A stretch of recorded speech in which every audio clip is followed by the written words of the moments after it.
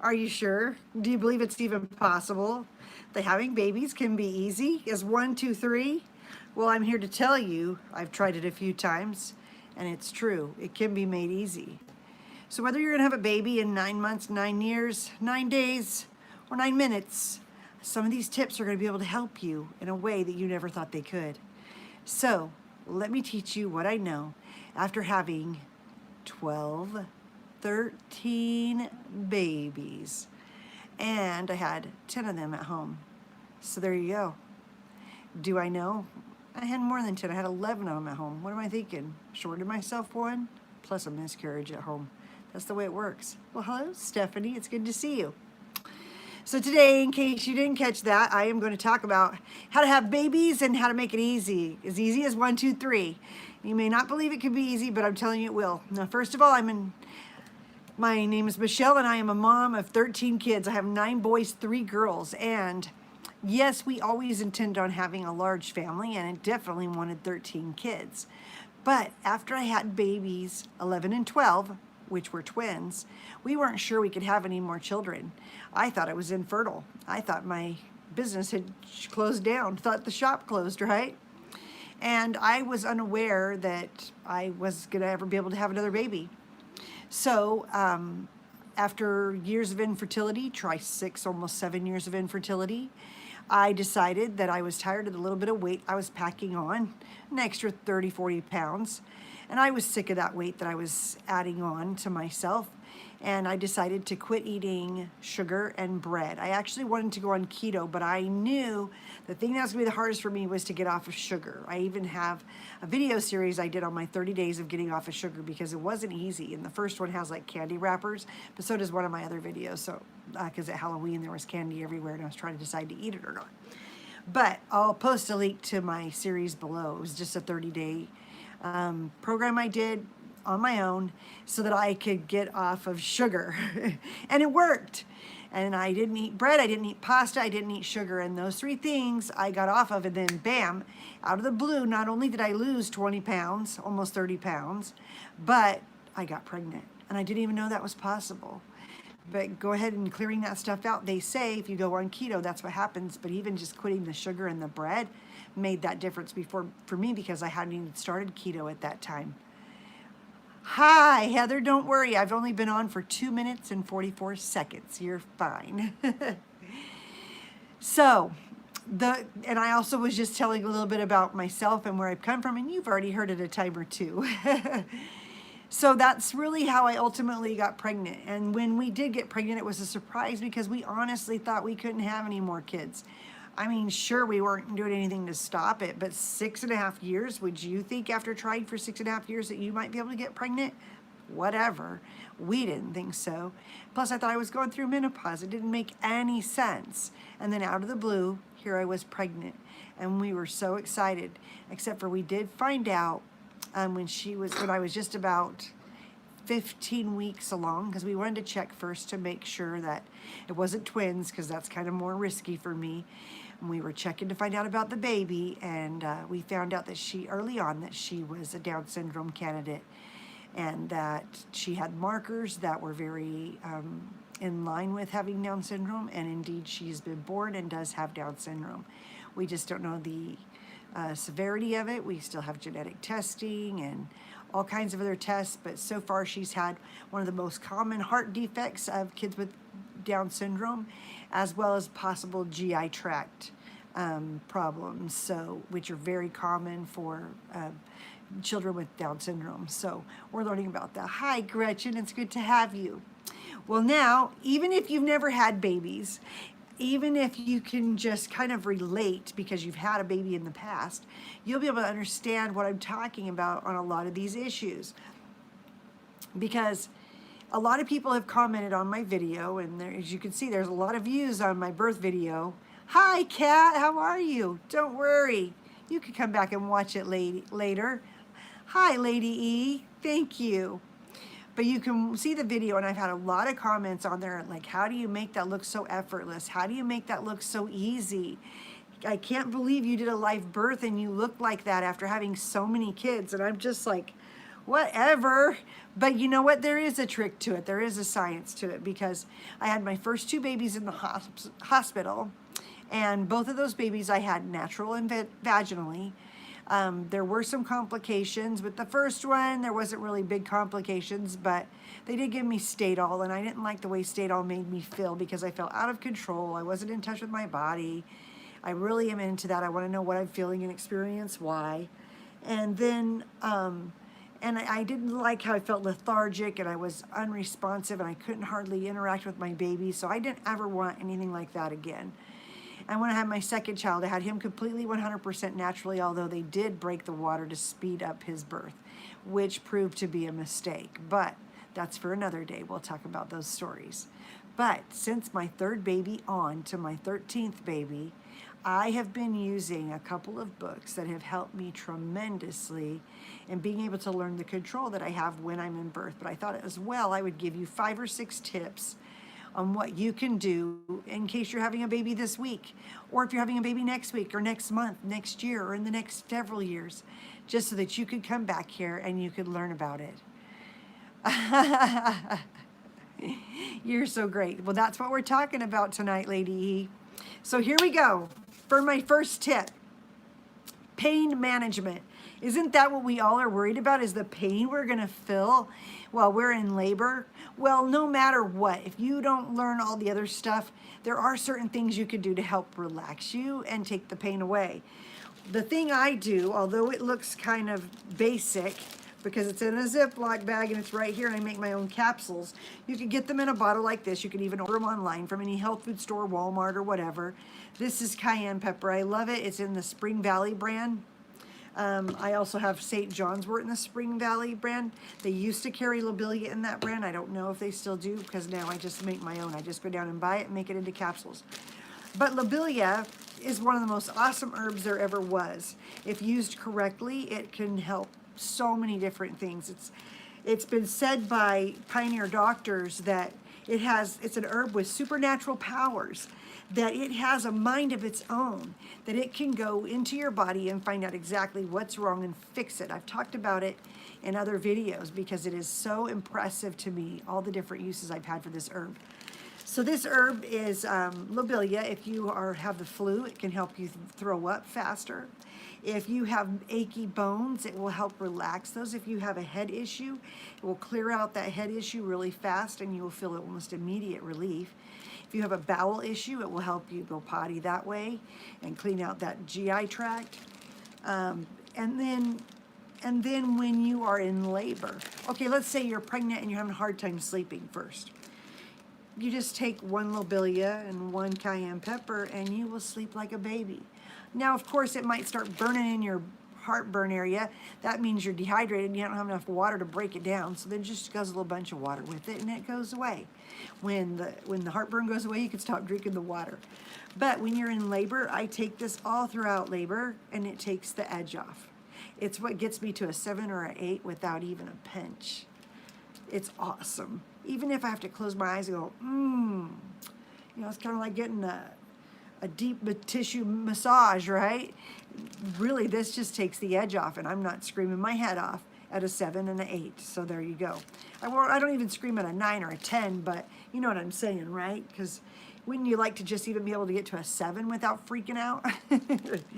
But yeah, these two are phenomenal. I suggest having them all the time.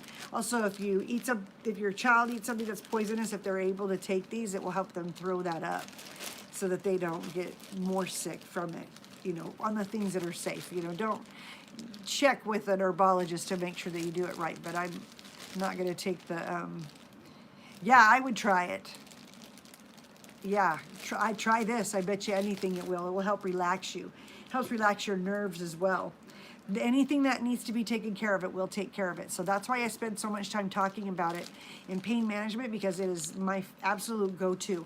Now, you don't want to take this without the cayenne, because it will speed it up. Take up to 3 capsules of lobelia with 1 cayenne pepper. And that's probably the most you ever want to do. I usually do 2 to 1 or 1 on 1. I rarely, if ever, do more than that. You'd have to be really, really sick and need to vomit for me to do more than 2 capsules. So that's enough about that. That is the most helpful thing I know about about using herbs for pain management. The second herbal remedy that I have is Polygene's 5-week antenatal formula. You can use this all through your pregnancy, you can use it all through labor, and you can use it all through delivery. And it does not cut short in relief. The herbs that it has in it are squaw vine, blue cohosh, blessed thistle, red raspberry leaf, false unicorn, mother's wort, wild ginger, lobelia, wild yam, bayberry root bark. And the one I have the hardest time finding nowadays is the false unicorn. So if you can order that online ahead of time, it'd be fabulous. But there's a recipe that she actually has for this. You could get it in her book. It's called, I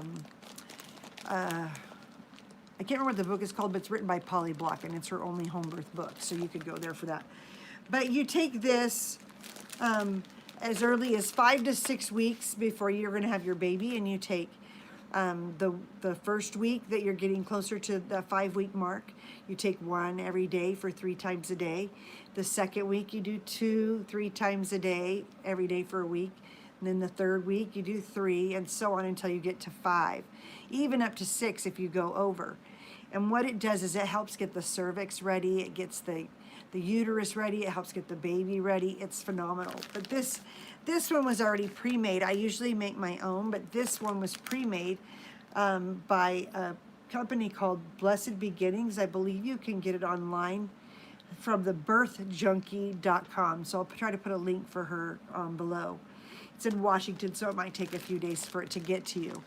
But that is phenomenal. So you'll want to get some of that if you're getting ready to have a baby as soon as you can.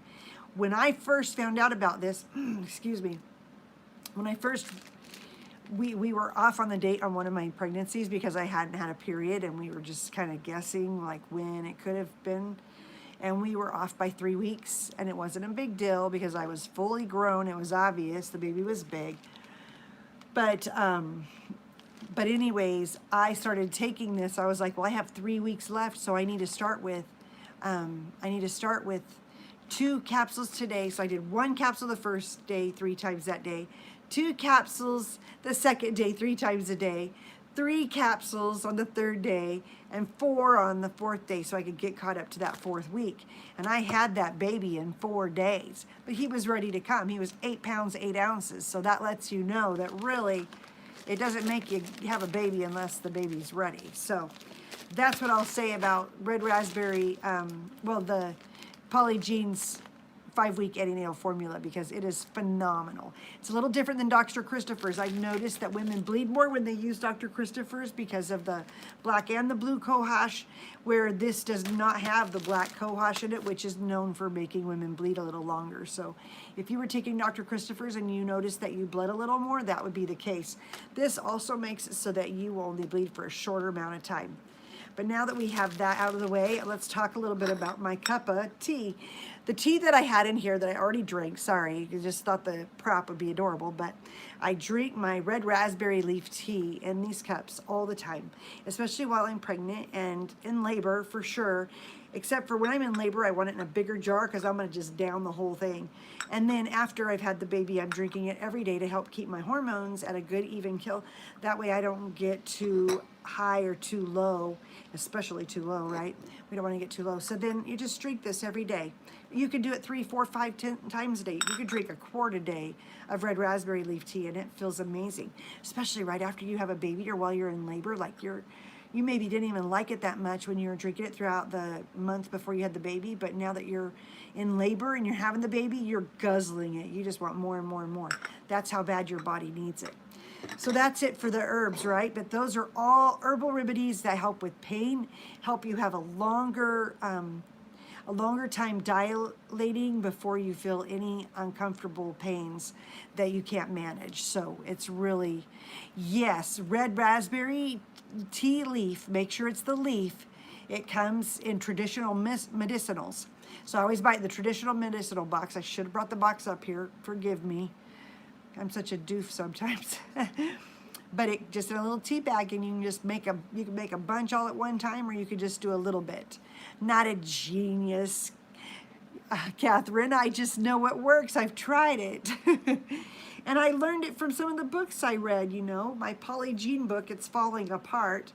But she taught, that was the very first home birth book I read that helped me so much.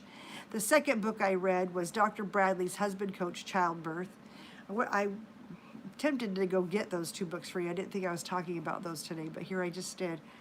But the one book I definitely wanted to talk to you about was this one, Pregnancy, Childbirth, and the Newborn by Penny Simpkins and Janet Whaley and Ann Kepler. They're all RNs and PTs and BSNs with MNs of the Childbirth Education Association of Seattle. And I found this to be a very complete guide, a good comprehensive guide that helps all women be able to have the best birth possible. So let's talk about the next thing, and that is where I saved my place. Let's talk about contractions, because contractions are the hardest part of being in labor and having children, whether it's a couple weeks before the baby comes or when the baby's actually there. And I'm going to tell you that it's easier than you think, but you have to have the right mindset for it. You have to be ready for it. And you have to think of it this way in order to be able to cope with it. Some people don't believe it, but you can't knock it till you try it. I know, I've done it this way with 11 kids and a set of twins, so I know it's possible. So let's talk about contractions. The thing that's the most amazing about contractions is that they come in waves. Okay, the pain even, everything. You could just feel it coming in, whoosh, and it washes over you. And then it's gone forever. That contraction will never return. And you will just feel that contraction come up. Yes, Braxton Hicks will get you too, but if you do these techniques, they will help get you through those Braxton Hicks. So then you have this wave. If you can think of it as a wave coming over you, you will find a significant amount of relief.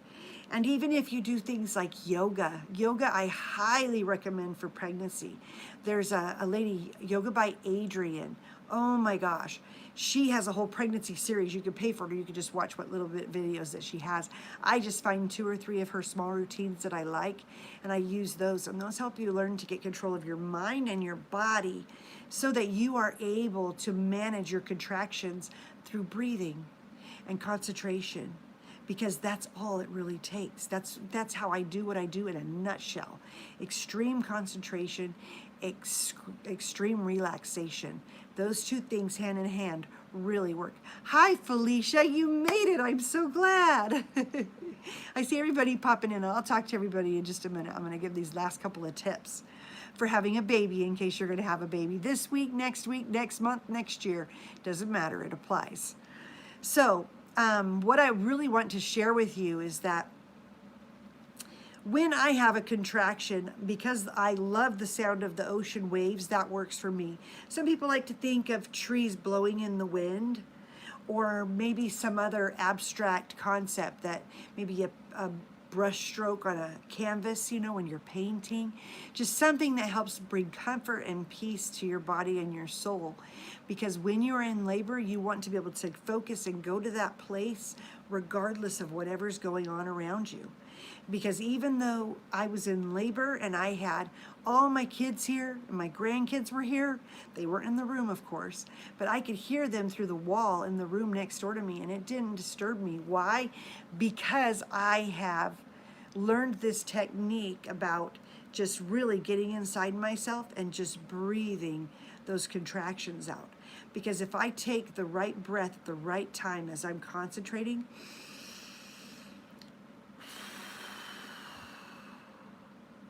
and I just breathe it out, it takes all of the intensity away, and I can just work with it.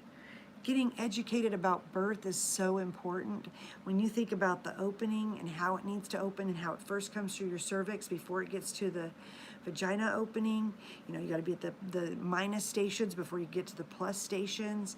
And you got to think of the cervix opening and the thinning out and the effacement of dilation so that you can actually picture what's going on. And when you think about it, you only have like this far that the baby's going from the time the baby's ready to the time the baby's born. You just got to work with nature right here, because this is the most intense part.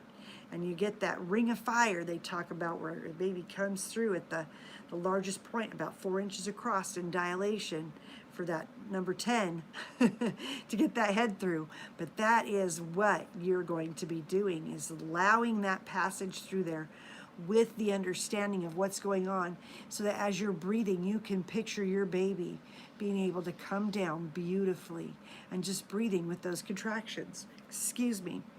So I would like to take a minute and just read to you in this book of Penny Simpkins' book, The Pregnancy, Childbirth, and the Newborn, on page 105, she talks about the gate control theory of pain. And this is the only book I've ever read about this topic in, and it has helped me tremendously from the first time I had a home birth until the rest of them, because I didn't know about it before that. All I knew is that what happened in the hospital was not the way I was going to be able to have 13 kids. I needed to find a better way, and I did. And I was able to have my 13 kids because of it. So in the gate control of pain, it was first described in the 1960s, so it's been pretty well hidden if you didn't know it. But it's a great explanation of how pain perception can be increased or decreased, especially when you think about that sometimes pain is more severe when you are focusing on the pain and you are screaming and you are letting it all out. That is not a good way to be able to get control of your contraction and yourself, so that you can actually calm down and relax.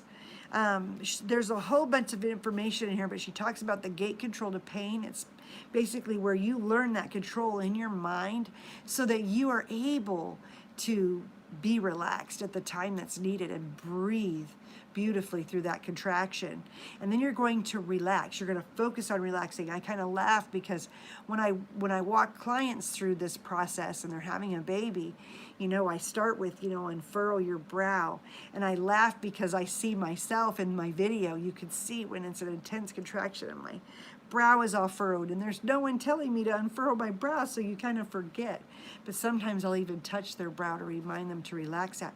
Because as soon as you start relaxing here, then you relax the jaw and the neck and the shoulders, and like that wave, you have it wash all the way over you, all the way down to the tips of your toes, and it feels completely amazing. And then that contraction leaves at the same time, and you're just blowing it out. Sure, it might get intense, and you might have to breathe a little deeper or a little more intensely, but hey, if it helps you cope, that's what matters. She talks about conserving energy and reducing fatigue by doing this control method. That's how I was able to carry for so long and be able to do it squatting, because I was conserving my energy by taking it in and out, just like you would in any severe exercise, right? Or heavy duty exercise. She teaches you how to calm your mind and reduce your stress. She teaches you how to reduce your pain. She teaches you how to relax, and body awareness techniques, as well as tensing and releasing muscles, and tensing and releasing the whole body, discovering the effect on mind and body. And for me, all of these things really just go right back to yoga. So if you can learn yoga, you kind of learn and understand all of these concepts, and then you learn how to apply them to birth, and it's even better. But there's relaxation techniques, and there's passive relaxation and practicing passive relaxation. Because it's like she says, she has 10, let's see, no, she has more than 10 steps. She has 18 steps. She just says, take a long sigh or a yawn. Focus way down to your toes and your feet and just let go. Think of how warm and relaxed they feel. Think about your ankles, floppy and loose. Your ankles are very relaxed and comfortable. Think about your calves. Let the muscles go loose and soft. Good. And now now focus on your knees. They are supported and relaxed, not holding your legs in any position. They are very comfortable and loose. Think of your thighs. The large, strong muscles of your thighs have to let go. They are soft and heavy, and your thighs are totally supported. Good. And now your buttocks and your perineum. This area needs to be especially relaxed during labor and birth. Just let go. Think of soft and yielding. And when the time is right, your baby will make the journey down the birth canal. The tissues of the perineum will open and let the baby slide out. And you will release, allowing the perineum to give and open for the baby.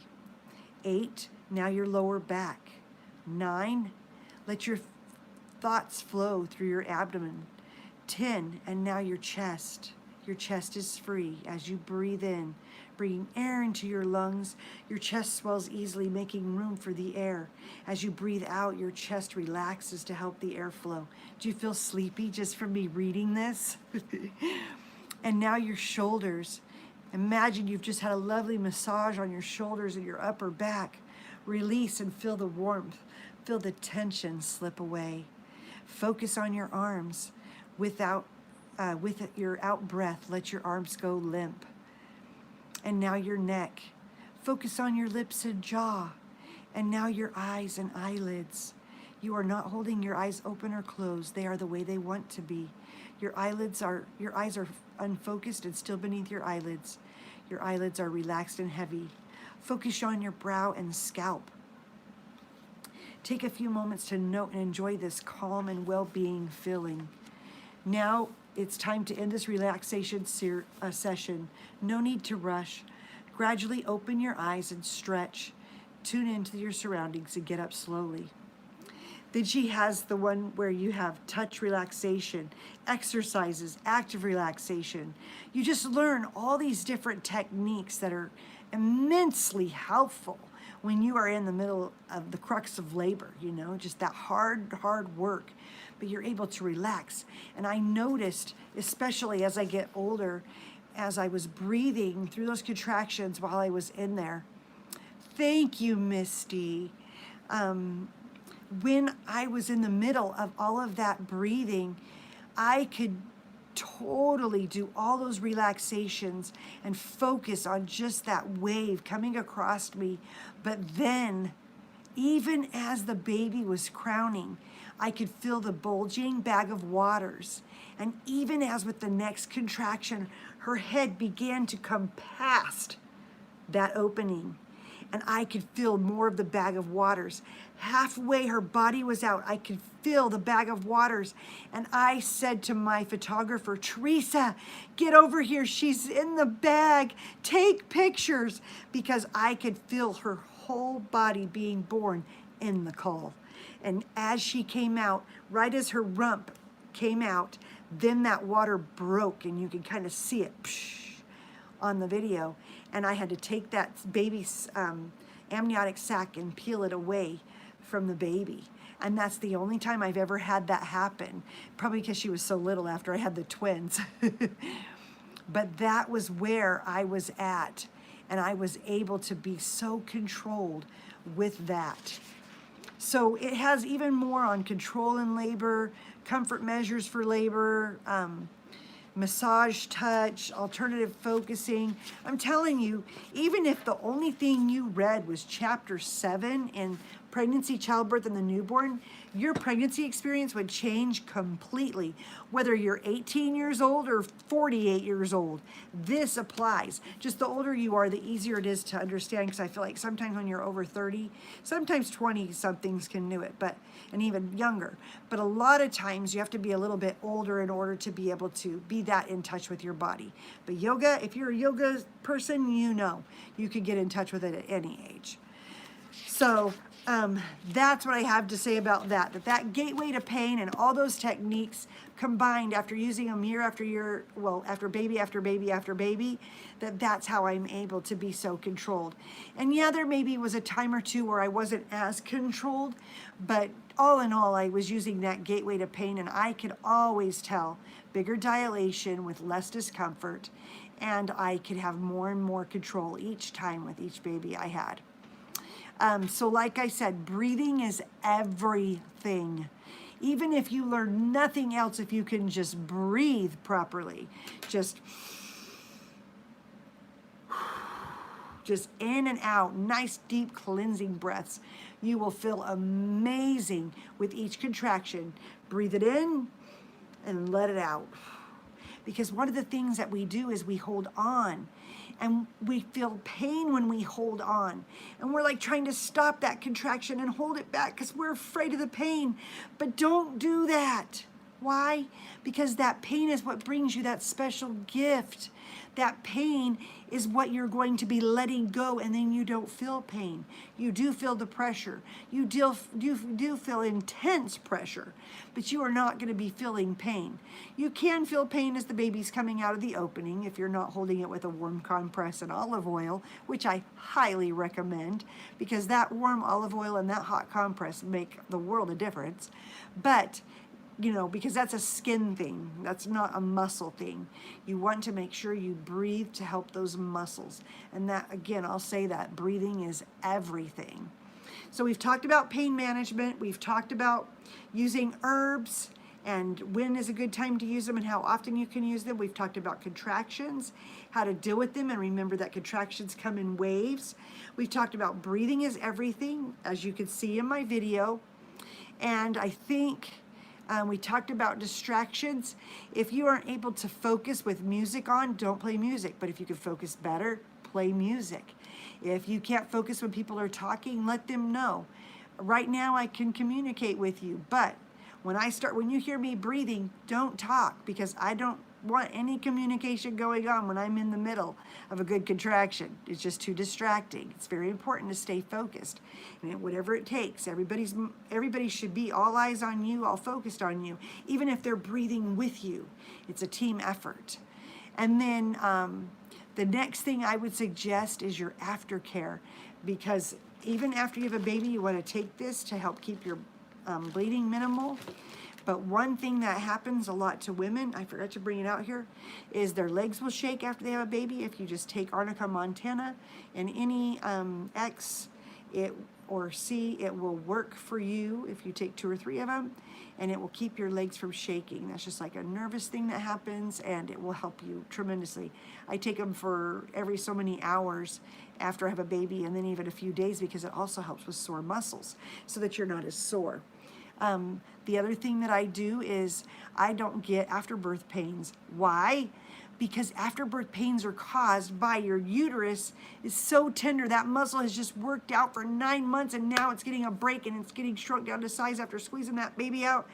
And now you're in a position where this body is bumping against the bladder, and you have this full bladder, hard as a rock because it's full of that liquid, and your poor little uterus is bumping it, and it hurts. They're competing for space in the front of your abdomen, and so you're in the lower abdomen, of course.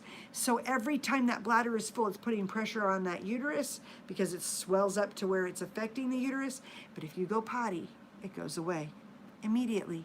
Even if you just went potty 2 minutes or 5 minutes ago, it's still going to go away. So always go potty, and it just relieves that pressure and it relieves that pain. And you may have waited a little bit too long and have to suffer and breathe through it for a minute, but for the most part, it just goes away, because I had minimal pains, afterbirth pains, and I always just went potty and they were fine, as well as the arnica helps with it as on top of that. So I think, off the top of my head, I think that's all I've got. But I'm going to read your comments because I saw some really great questions coming in, and I want you to know that I did see them and that I will answer them. So I said hello to all of these, and Lady E and Kat and Heather and Gretchen. Your baby is so beautiful. I think it's so amazing that you and your husband are wanting to know about her symptoms and diagnosis. That makes for amazing parents. Thank you. Yeah, that's what I was talking about.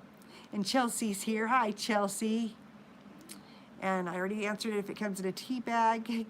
Catherine, that still cracks me up. I'm a genius. Yeah, I just read really good books. That's where the genius comes out. Caught me live. The tea sounds really yummy. It is, Angie. The nice thing about red raspberry tea leaf is that you can drink it every month when you're on your period.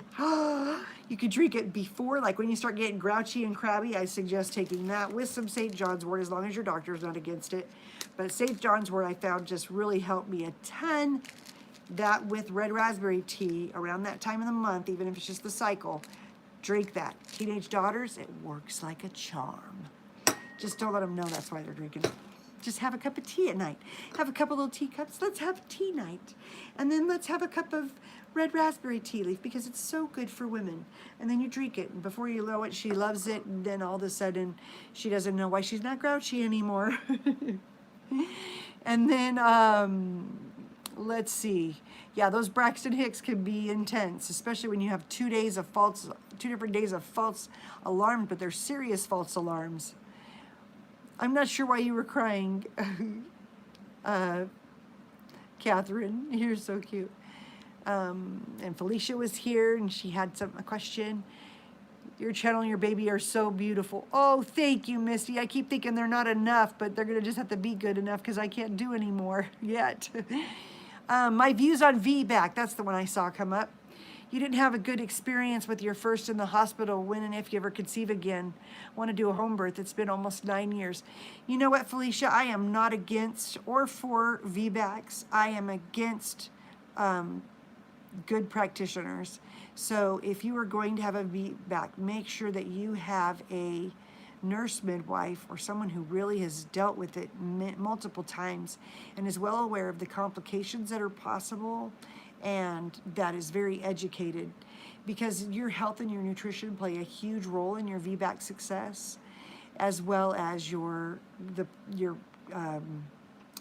whoever you're seeing plays a big role in that. A lot of doctors aren't for VBACs, but I think every woman is entitled to have a vaginal birth because there's nothing more satisfying that I've ever done than giving vaginal birth. Of course, I've never had a cesarean, so I can't compare it to that, but boy, there's nothing that makes you feel more like a woman. When you do that, it's like, I am woman, hear me roar! You can dig that right out because you know that's where it comes from. You know, it's a beautiful thing when you have that natural labor I've been able to enjoy after having so many successful home births, is that after I have the baby and almost immediately there's a cleansing that happens in my lungs. It's like it wipes everything away and all of a sudden I breathe air fresher than I ever have. And it's incredible to experience. My taste buds are heightened in intensity by at least tenfold. And I can taste simple things very easily. And I have to be careful because smells are still very nauseating if I'm not careful. But yeah, did that help you, Felicia? Because I wouldn't say yay or nay. I would find out if you have someone competent to help you before I made a decision. If not, then let your doctor know that you would like to have your baby VBAC, and they're more inclined to help you with that. But since they're more prone to doing cesarean, I don't know. Hopefully you have good midwives in your area. Just depends on a lot where you live. Still irritated. I told you not to watch it, Brandy. You know, it's funny because yesterday I didn't get to do a live video, right? Do you know why? Because I got a call from the Dr.Phil show. They wanted to do a follow-up. And they only wanted it to be me, and they just wanted a quick run through on how everyone's doing. And you know, what's really funny is after it's all said and done, what I said was, you know, when I went on Dr. Phil, I went on looking for acceptance and approval. And I thought after years of watching him, you know, I'd seen him say to moms, you're amazing. You have the job of 4 different professionals. You put in the hours, blah, blah, blah. So I thought he was going to do that to me and say, you kids are lazy. You need to do your chores better and help more. And instead, he did to tear me down and rip me up one side and spit me out the other, and I really took it hard, and it beat me down pretty good. You can see by that video that I was so raw right after it happened, but here I am, how many months later? That was in October, right? And here I am, March now, and I look back on it as a really good experience because I still got that clutter help. I never had to stop homeschooling my kids. Mike's team came over to my house and they had nothing but good to say. So did the Dr. Phil people. They had nothing but good to say about my children, how well behaved they are and how good they are and well mannered, and they wish their kids were that good and that their house was as organized as mine. They knew I only had a couple of places that weren't organized. And then And then when the Mike people, they came and they were like, well, the only thing that we can see that your family needs help with is finances, and your finances would be great if you and your husband were on the same page. So Rod, can you make sure you get on the same page with Michelle at a certain time a month, because she's doing it every week? And he committed to doing that. And they said, you're not going to have any problems if you get this figured out. You guys have enough love to fix all your problems. You just need to work a little bit on communicating about finances, and then you'll be as good as gold. So I was able to give that report to Dr. Phil. They were supposed to put it on the show today. I have no idea if they did, because I just sat here and did that yesterday. I had to do several clips. So hopefully one of them worked out. And if it's not today, it'll be this week. So hopefully you'll be able to see what went down with that. But you don't even want to watch that video. It's not even worth it. It's so negative. You're so cute. Misty says, I only have 2 teens and I can't have any more, and I don't know how you do it all. You know what? This is the secret. This is the secret for whether you have 1 baby, 2 babies, 10 babies, 20 babies, one day at a time. Anyone who has a few kids knows that that's how you live. You don't plan your life too far in advance. You just do one at a time, and it changes everything, because then you can focus. That's good, Misty. Don't watch Dr. Phil. I can't promote him and feel good about it in good conscience, unless you just like a lot of mean gossip and stuff that's made up, that's not even true and couldn't be further from the truth, or digging up stuff from the past that doesn't even apply anymore. Blah, blah, blah. You're welcome, Felicia. It was my pleasure to answer your question. Oh, you couldn't help it, huh? I know what you mean. I couldn't help but look. I couldn't even believe all the negativity. You know, one good thing was, though, is I looked up all the videos and I couldn't believe that they were playing them still. But I did complain about several of them because of the sensitivity of the topics. And I complained because some people were taking the video and reframing it and claiming it as their own video. And I complained about them, that all the Dr. Phil videos now have no comments allowed on our videos. And none of the other videos that were the knockoffs or had the fake banner around them, they're not allowed to be on YouTube. So at least I got that mission accomplished. I was really excited about that. He could have been nicer, you're right. He was actually more of a jerk. They cut out most of the jerk things he said. Can you believe that? Yeah. I am totally at peace because I needed the help and they helped me. They completely helped me. I mean, I still need help all the time because my kids, oh my gosh, I have boys. They just don't do what they're supposed to half the time. They don't do chores when they're supposed to. It's just ridiculous. But, you know, what am I doing? I'm not sitting there making them do it. I'm supposed to inspect what I expect, like Fly Lady Cat says, but I don't always. Just depends on what's going on. But yeah, forgiveness does go a long way. Well, and I actually have to thank him in a way, because his tough love was just what I needed, because like I said, I went on that show always looking for acceptance and appreciation for where I stood and sympathy. And after that, I don't need his sympathy, his appreciation, or his acceptance, as well as anyone else's. That I get to just be me and stand on my own 2 feet, and I don't need anybody's permission to be myself. And that I am great just the way I am. And sure, we can all do better. Is there anybody who can't do better? So, but you can't do better till you know better. And now I know better, so I'm doing better. And I don't need his approval. And that feels phenomenal because I wasn't there before. Do I have time for myself with having quite a few kids? You know what? I do find time for myself because I get up a little earlier than them in the morning to get ready for the day. I put my face on every day and I get dressed. That makes me feel good. I'll take 5 minutes and paint my nails. I'll take my tea.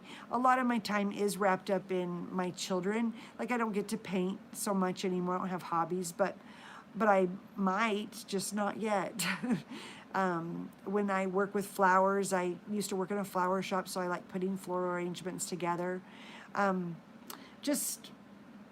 love homeschooling my kids. I always wanted to be a school teacher, so homeschooling my kids is kind of like the job that I always wanted, and I really look forward to doing that regularly. I love the classes we do together. The Good and the Beautiful program is phenomenal, and I just can't say enough good about it. I'm so glad that we were able to use that for our school this year. Brianne says, I think you're very blessed to have so many children. I'm sure at times it's very hard, but children really are little blessings, right? And she said, hopefully God will bless you again. I hope so, Brianna. I will pray for you. My husband and I, we always say that children are an heritage of the Lord, and happy is the man that has a quiver full of them. The scriptures talk about that, you know, and we were like, well, I want to be happy, so how much is a quiver? It's like 11, 12, 13, 14, something like that. So we were like, let's fill our quivers and get happy and have babies. And my husband's grandfather did a little mock ceremony at our reception. And he gave us a piece of advice, and he said, may all of your troubles be your little ones. And like the biggest trouble in your life, may it just be your little children. Meaning like people think, oh, it's so hard raising kids, and oh, it just takes up so much time, and they need so much attention. He's like, yeah, you want to hope that that's your only problems in life, right? So yeah. Actually, Gretchen, yes, technically. I came from a years, mine, and ours family. My mom and my sperm donor. My father was, they had 5 kids together, and then she was married 3 other times. She had 2 more children with her other husbands. And then he had already had 6 kids, so there was 11 of us when I was growing up. Then my husband, he came from a family of 8 or 9. Let's see, there were 7 boys and 1 girl, so 8. He's one of 7 boys, and at the end they had a little girl. Isn't that funny? I feel so blessed to have more girls than that. That'd be so hard to just have one. But yeah, so we did come from bigger families. Hi, is that Teresa? Yeah, it looks like Teresa Cunningham. Right on, 61. It's good to see you. So yeah, that's kind of what got us here and where we came from and what's going on. And I hope that you enjoyed this video talking about how to have babies and how to do it as easy as 1, 2, 3. I don't know, did it sound easy to you? You could put it in the comments below. But if you like this video, please give it a thumbs up. And if you haven't subscribed yet, be sure to subscribe, because I talk about anything and everything. You just don't even know. Everything that goes on in my life, you're going to hear on here for the most part. Would I have any more children? Absolutely. Yeah, I'm high risk. I'm 47, almost 48. I'll be 48 later this year.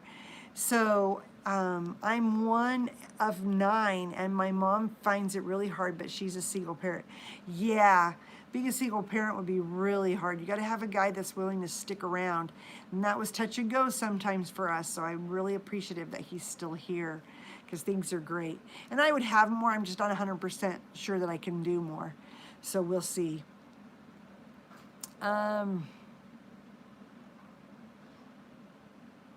D2 and D3, I have no idea. I just do, if I'm going to do vitamin D, I'm going to take it in cod liver oil. That way it's an A and D combination. I don't want to take D by itself, because you need the A to actually make it actually work in your body, assimilate in your body. So I would just take the one. The baby is doing well. I'm not sure how well. You're going to subscribe? Wonderful. That'll be so fun to have you, Brienne. It's so fun. I have all these new subscribers. Did you see my subscriptions jump from 500 to 1,000 in like 2 days? And now I'm like 1,100, something crazy like that. It's okay, though. I remember who's here and who talks. So those are the people I get to know and have such a good time with. That's what I'm here for, is I want to be able to help people, and I want to put a smile on your face. Because I spent a lot of lonely days being a mom, and there's just no reason for that. Not with YouTube, right? You can never feel lonely with me around. Oh, good. Thanks, Misty. My kids' ages, Teresa, are from 28 to a brand new 10-day-old baby. But above my 10-day-old baby, I have my 6-year-old twins who'll be 7 in July. And I have a 9-year-old, 11-year-old, 13-year-old, 15-year-old, 18-year-old, 20-year-old, 22-year-old, 24-year-old, 26-year-old, 28-year-old. So there you go. You're a stay-at-home mom as well. That's awesome, Brienne. So you know what I mean. Sometimes you're just talking to kids. You don't always get out much. I mean, I try to do a lunch date with my girlfriend once in a while, but it's just hard. There's just so much going on. do the good and beautiful testing for carnivore. Good, do that. Let me know when you're finished, okay, Blackheart? And let me just tell you real quick about the baby and then I'll go, okay? I've had a lot of kids, right? I've never had a child with Down syndrome. This month is Down syndrome awareness, so you'll see me posting more about her than ever. I knew right off that she was Down syndrome because, number one, we'd already had some testing and they were pretty sure she had it, but her markers were strong and severe on her eyes and her face. Another thing is that her heart problem is very common for Down syndrome babies. It's one of the top 2 problems that Down syndrome kids have, and she has that. Another thing that's very common for Down syndrome babies to have is GI problems of several different forms. So I'm used to having babies that nurse and nurse really well and get rid of the bilirubin really fast through urine and going number 2. The problem is that she hasn't been doing that since her day 3 of meconium, and you can read about that, about Down syndrome kids and them doing that, and that often means they have a GI problem. And so we took her in a day early to see a different pediatrician who gave us a referral to a GI specialist so we could get that looked out, because when she was in utero, one time when we were in the mix of finding a new doctor because our other doctor had dumped us since he didn't want to help her at the hospital that we were going to. He wanted a different hospital, but her team was at a hospital he didn't practice at. And so we had to find a new doctor, and that meant we had to go to 3 doctors. We found the one that we really liked. And that one doctor, he did an ultrasound, and in it he thought that Millie's head didn't look like the back of the brain, the part that's responsible for coordination, was completely formed. So we're still waiting to see how extensive that is. And then the other thing is that they thought they could see a problem in the GI, in the intestinal area. So we're going to be waiting to find out about that in the next week or so. I have to set up an appointment first thing in the morning and see when they could get us in for her, because she's yellow and she's not fading as much as I would like. She was really slowing down on her eating, and that's not normal for her. She's a big eater, but she was eating less and less, and her weight's been dropping, and that concerned me, as it should.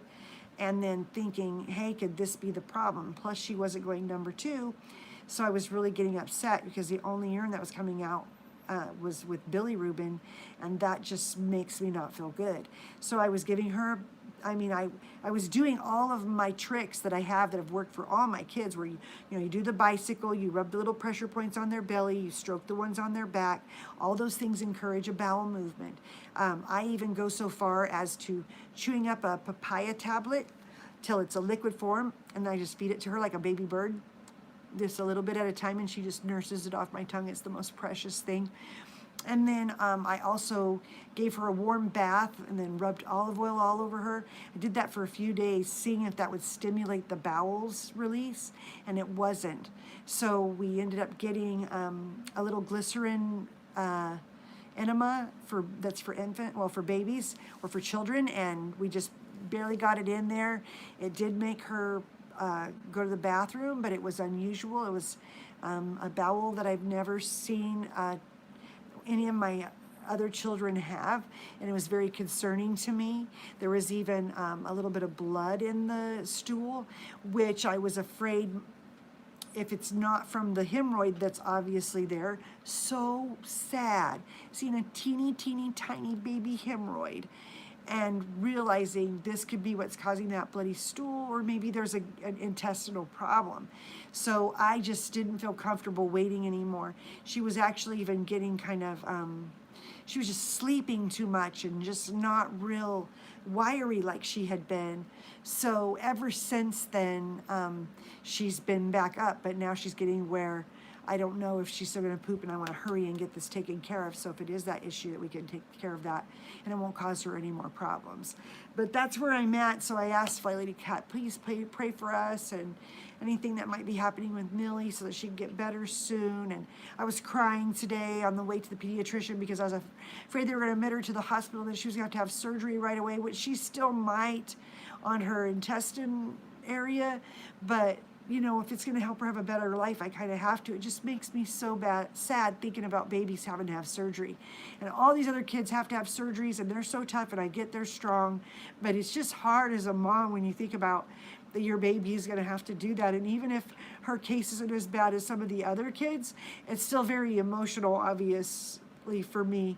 And it just makes my heart break for her. So I'll be strong and I'll get through it, and I'll be there for her because I can definitely help her get better, but I definitely just need to make sure that that I'm caring for her. And like I said, I'm her best advocate. There's no one that's going to advocate for her better than me, because I know this baby and I know her well after 10 days of being with her. I know every move she makes. I know her schedule.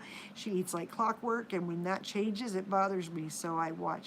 And yes, Brianne, I do believe God is watching over her, and I think that's why I'm her mommy, so I can find out and help her take care of what's wrong.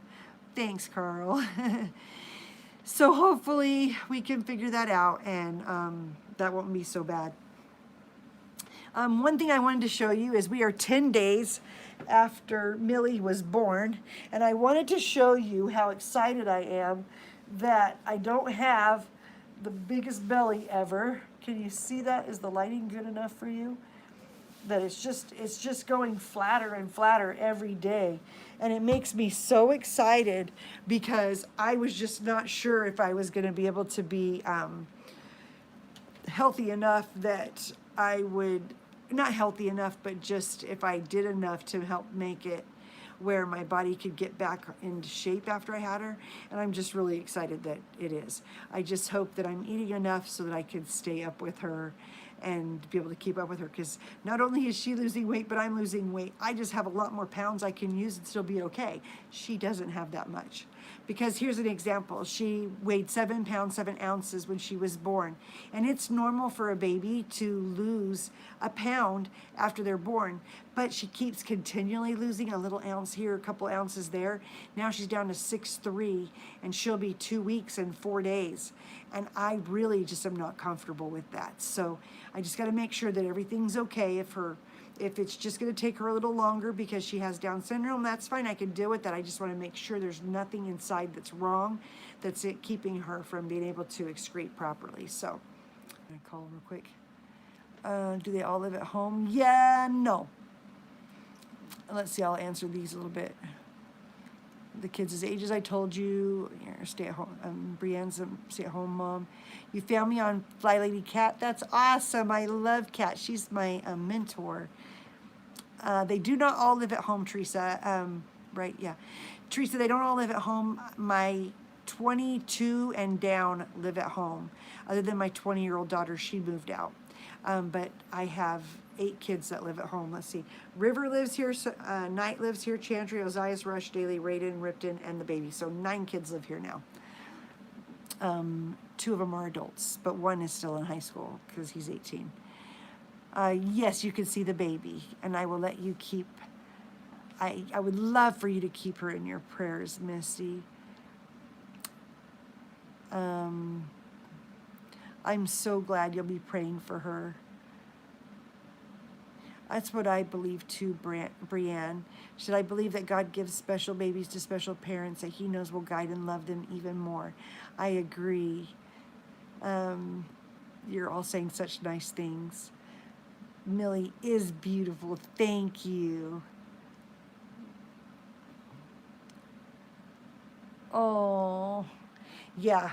I actually follow this a few groups on Instagram, and they talk about just about Down syndrome kids, and one of the things they say is extra chromosome, extra cute, and up syndrome, and they just are really cute with the things that they say. Here's my little princess. Are you ready? Here she is.